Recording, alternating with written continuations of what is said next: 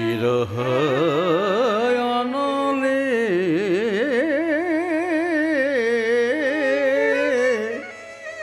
দগ্ধ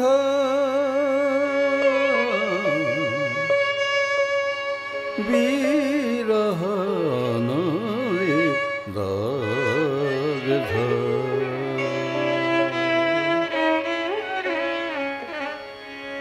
প্রাণেতে হাহাকার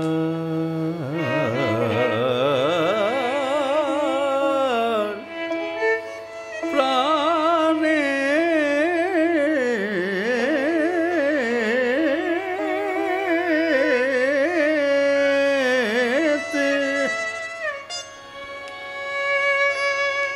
অসহ্য অসহ্য বেদনা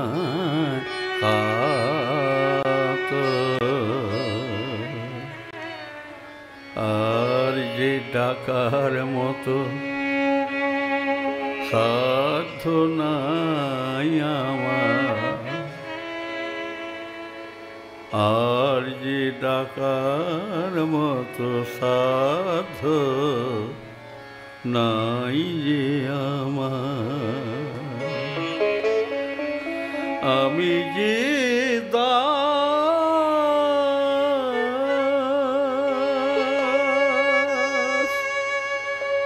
চিরদাস তোমার,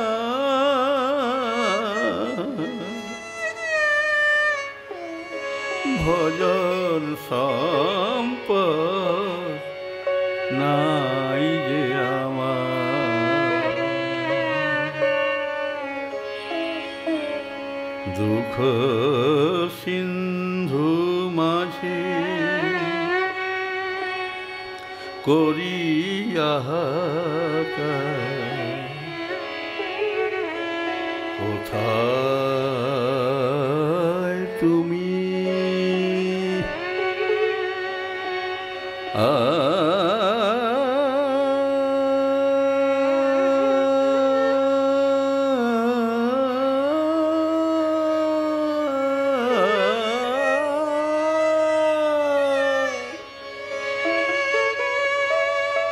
কোথায় তুমি ওগো প্রাণাধার,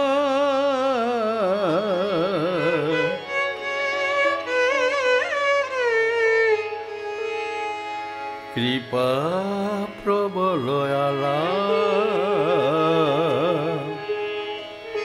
কৃপা প্রবলয়ালা, এখন শুধু বিলা তোমার চরণারবিন্দ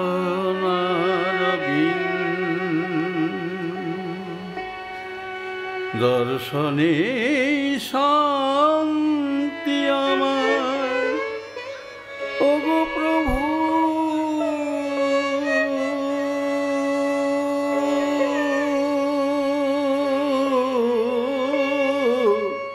ওগো প্রভু প্রভু ওগো প্রভু, তোমার দর্শন আমার মৃত সঞ্জীবনী, দাও দর্শন একবার, আমি যে দাস তোমার।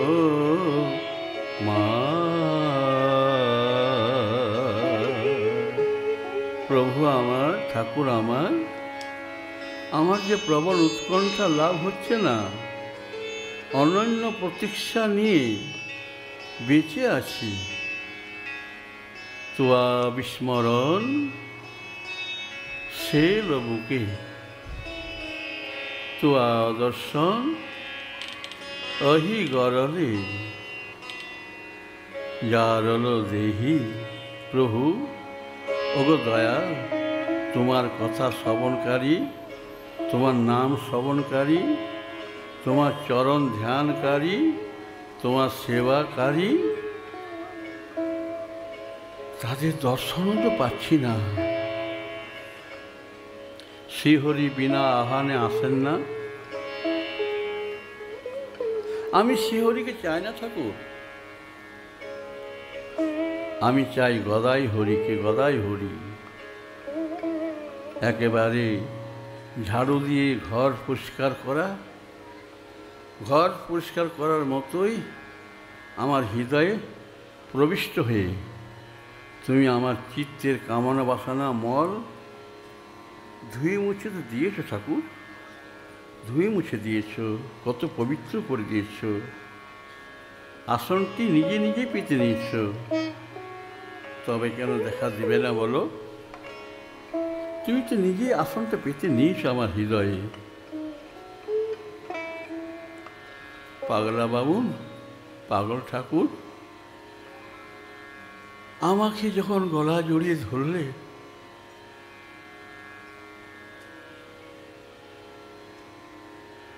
সম্পূর্ণ দেহ মন প্রাণ সেই ব্রজের আনন্দে ব্রজরসে পূর্ণ করে দিলে। যেদিকে ছুটে ছুটে যায় ব্রজরস, আর এখন এখন যেদিকে যায় দেখি তুমি নাই, তুমি নাই, তুমি নাই, তুমি নাই, তুমি নাই। তোমার হৃদয় কোমলতর হৃদয়টা তবু কেন দেখা দিচ্ছে না?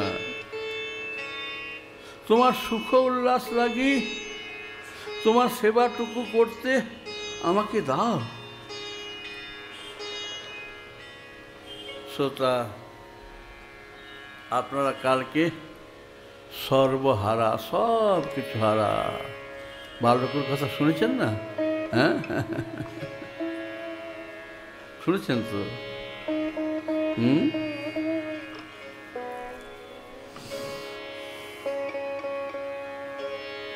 ভগবান কি নিয়ে বাঁচেন? শ্বাস প্রশ্বাস কিসে নেন শুনবেন আপনারা? ভক্তের শ্বাস প্রশ্বাসই ভগবানের শ্বাস প্রশ্বাস। একটা গরিব বালক তার শ্বাস প্রশ্বাস, আর একটা সর্বশ্রেষ্ঠ সুনামধন্য কলকাতায় 1 নম্বর মহান ব্যক্তি কেশব সেনের শ্বাস প্রশ্বাস। এই 2 শ্বাস প্রশ্বাস নিয়ে শ্রীরামকৃষ্ণদেব বেঁচেছিলেন।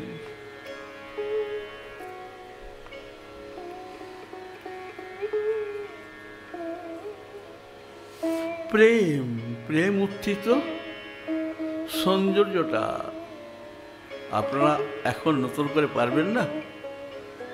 সেই প্রেম সৌন্দর্যে ঠাকুর শ্রীরামকৃষ্ণদেবকে ভরে দিতে। ও হো, না না না, আপনারা জানেন, আপনারা জানেন চেক দিতে না?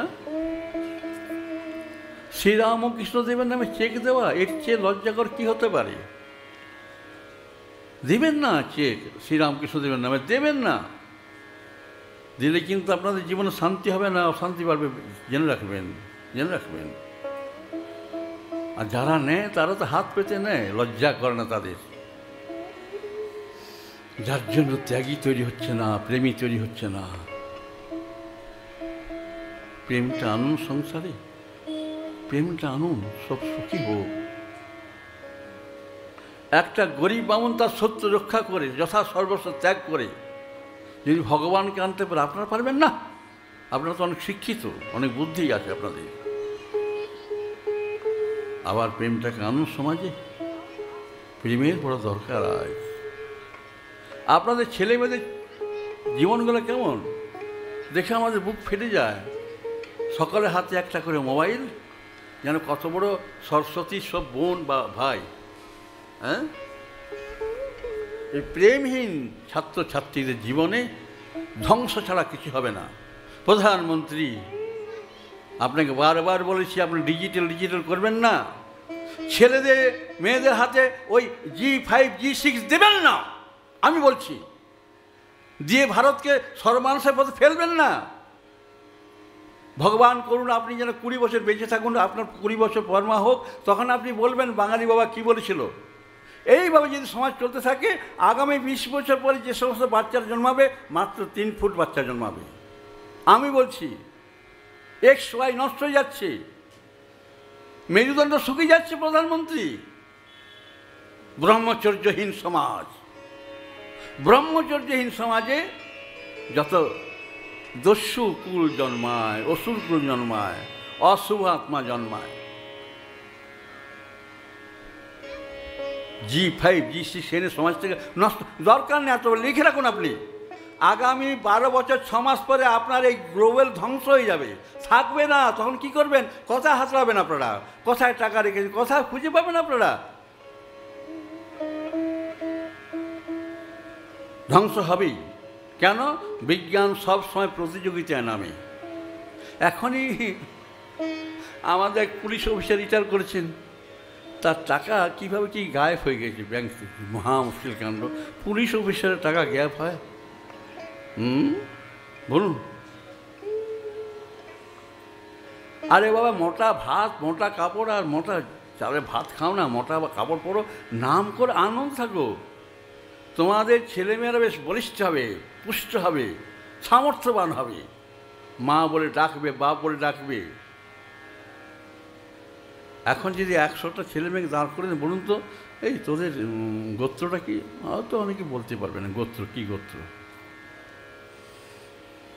এইভাবে চললে আগামী 20 বছর পরে আমাদের সমাজটা হবে কি? কেউ চিন্তা করেছেন? প্রধানমন্ত্রী তো চিন্তা করে না, চিন্তা করার সময় নেই তার।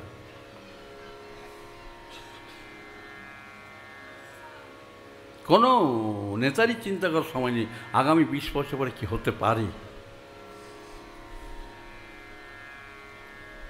প্রেম চাই, শুধু প্রেম, আর কিচ্ছু না।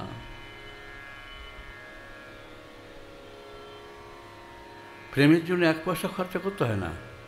চাই বড় হৃদয়, হৃদয়টা বড় চাই। আপনারা প্রেম লাভ করুন, প্রেম লাভ করুন।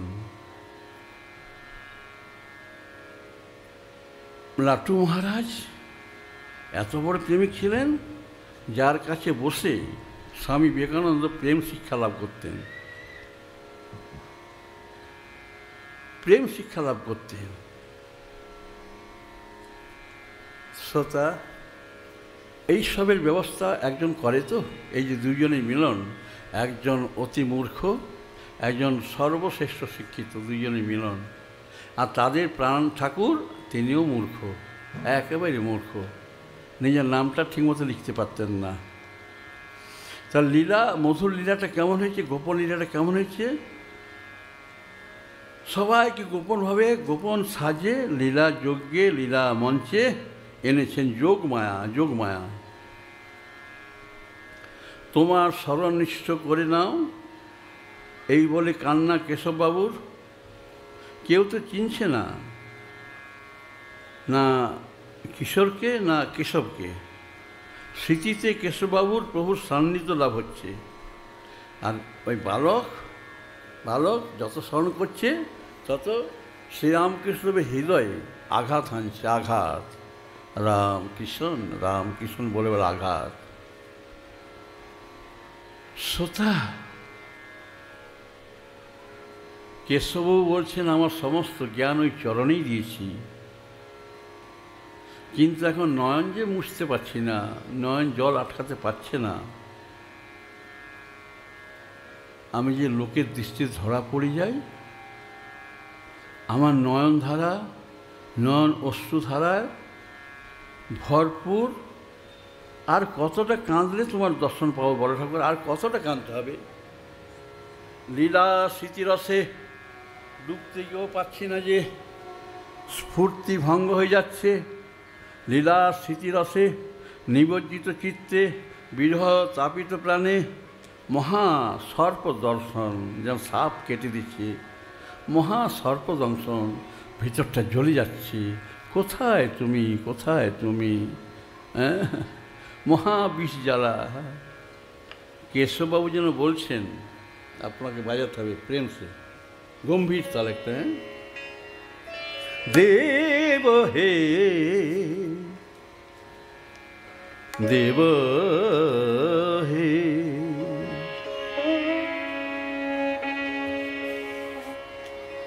তব দর্শনে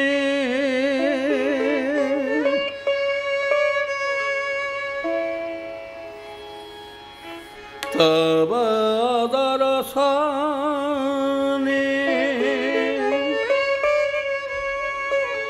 গ্রাস করিছে কাল সর্প,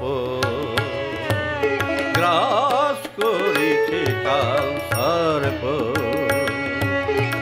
বাঁচি গো কেমনে, বাঁচি গো কেমনে, হে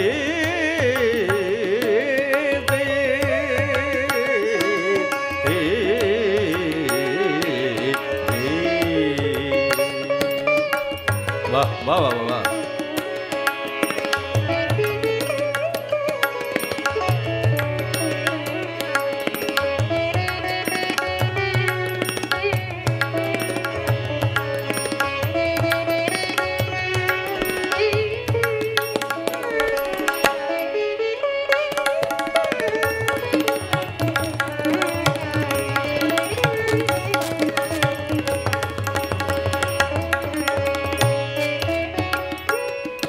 আমি বাঁচি গো কেমনে, তনু মন অচেতন প্রাণে, মোহশোধি তব রসামৃত, মোহশোধি তব রসামৃত। তোমার মাধুর্য দিব্য সুধামৃত প্রাণ, চরিতামৃত লহরী।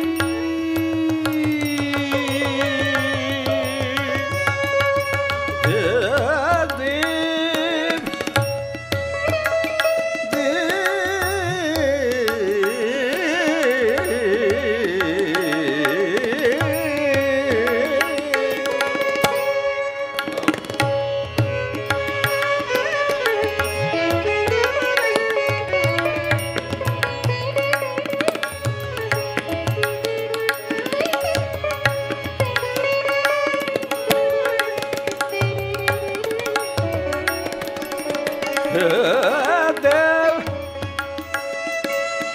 চরিতামৃত লহরী, স্মরণ করি করি আমি দেহে রাখি প্রাণ। এই বুঝিলে তুমি বাজান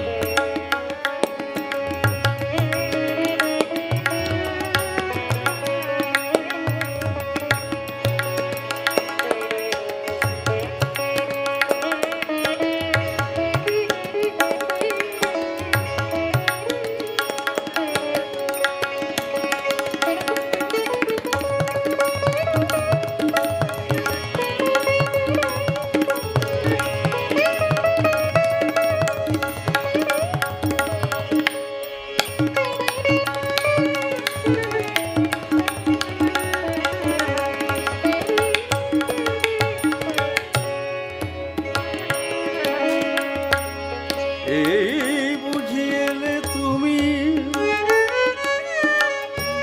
দেবে হে,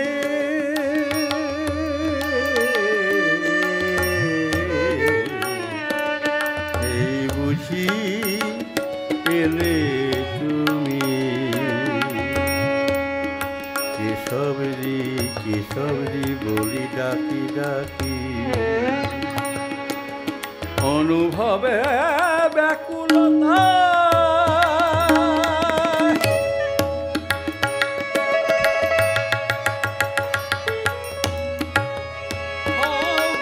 নয়ন গোচর,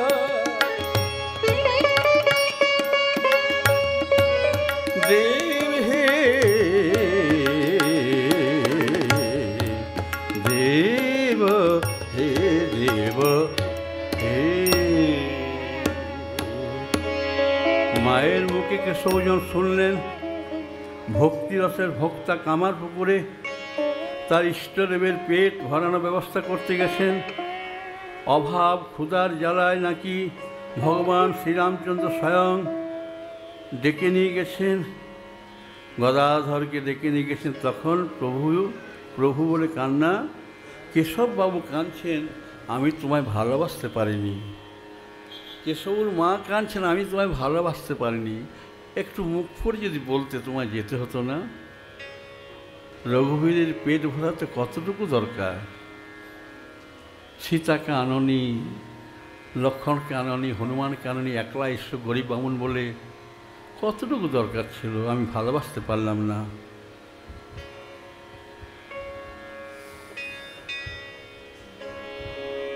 স্বপ্নে দেখা দিলেন, সকল বৃত্তান্ত বললেন কেশবকে। এই কথা শোনার পর মা বেটা মিলে তাদের হৃদয়টাকে শান্ত করছেন, মনে মনে বলছেন, হায় হায়, দেহাবেশের মরণ নাই, দেহাবেশের মরণ নাই। ভাবছেন, বলছেন, কি করি আমি?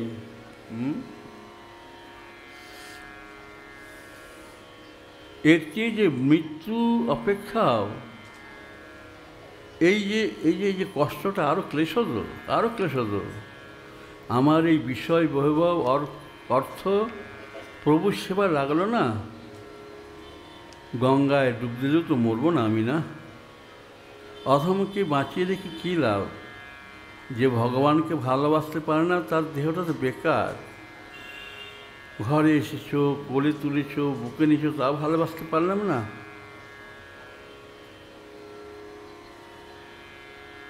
রঘুবীরে অন্ন জুটে না, তার জন্য দক্ষিণেশ্বরে এসে কান্নাকাটি, আমার অন্ন 3 দিন ধরে খেতে পাচ্ছি না। শ্রোতা শুনছেন? এই যে আপনারা অযোধ্যায় যে এত বড় মন্দির করলেন, এত সোনা দানা খরচা করে, তা আপনাদের ওই মন্দির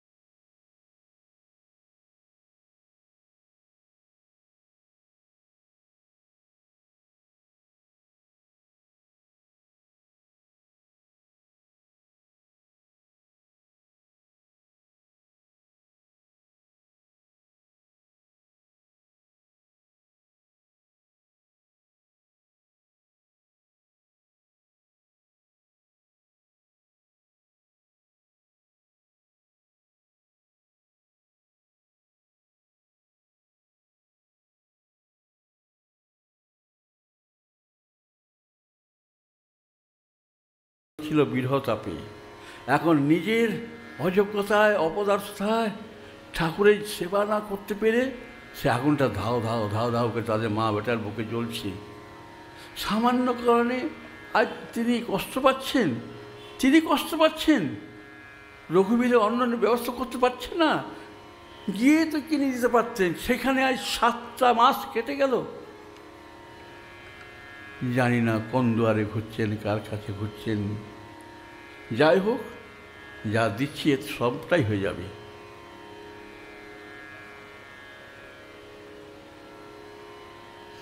তারা নিজেকে নিজে ধিক্ষা দিচ্ছেন,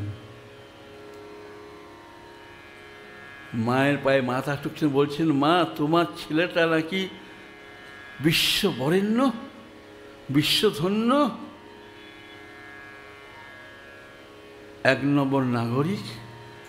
তার এই বুদ্ধিহীনতার পরিচয়, ভক্তিহীনতার দশা।